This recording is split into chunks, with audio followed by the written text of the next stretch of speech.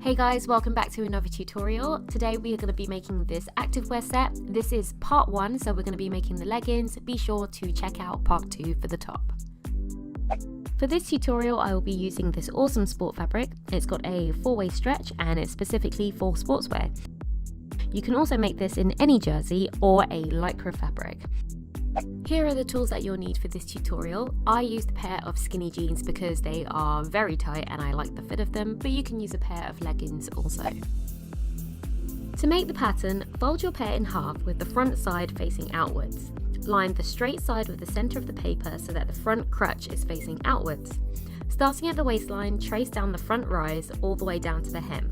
Mark the end of the hem and center point, then fold the pair the other way with the back crutch facing outward. This time line the straight side with the center point so that the curve is facing the other side, and then trace round the waist, the back curve and all the way down to the hem. You should end up with one piece that has a front and a back side. For this pattern we don't need to use a seam allowance because the fabric is very stretchy. By taking the seam allowance from the existing pattern, we are creating a negative ease. This means the measurements will be smaller than your actual body measurements, allowing the fabric to stretch over and form to your body. This technique is used for making stretch garments that are made to be fit very close to the body. Because my jeans were high-waisted, there was already a waistband included, so I cut this off to use later. Fold your fabric in half and cut 2 of the pattern pieces. So for the waistband, you need to cut on the fold and then flip the pattern from the center so that it's double the width. We're going to take about ½ an inch from the open edge to make the waistband a little smaller than the actual opening. This will give us a really nice snug fit around your waist.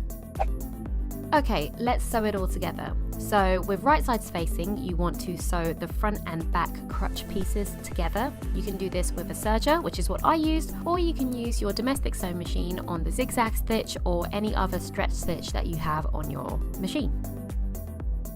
Once you've done this, you can then open up the pants so that the seams are facing the center, and all of a sudden, they look like pants. Open pants, but they still look like pants. Align the crutch seams right sides together and then go ahead and pin down both legs and then stitch from the crutch down each leg toward the ankle.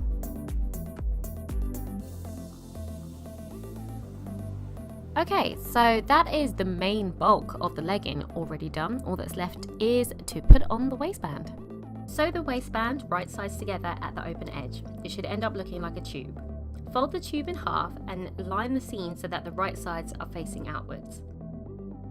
Pin together at the center front, center back, and 1 pin at each side. Then pin your leggings at the center front, center back, and 1 pin at each side. To attach the waistband, slide the waistband over the legging opening so that the raw edge of the waistband is aligned with the raw edge of the legging. Match the pins marking the front, back, and sides, and pin together. Sew together, stretching the waistband a little bit to fit the opening. So that's it guys, you have pretty much made your leggings. All that's left to do now is to hem the leg openings. To do this, all I did was fold over once and then used a 3-step zigzag stitch since the fabric doesn't fray when cut. If you have a cover stitch machine or something that will finish fabrics like this, then go ahead and use that for all your seams, but since I don't have one, the 3-step worked absolutely fine and I'm really happy with the results. Let's see what it looks like on. So that's it. I loved making these so much, it was so quick, and now that you have a pattern you can make like 100 more. It's that easy. I hope you enjoyed this video. Like, comment and subscribe if you haven't already, and I'll see you in the next video for part 2, the sports bra. Bye!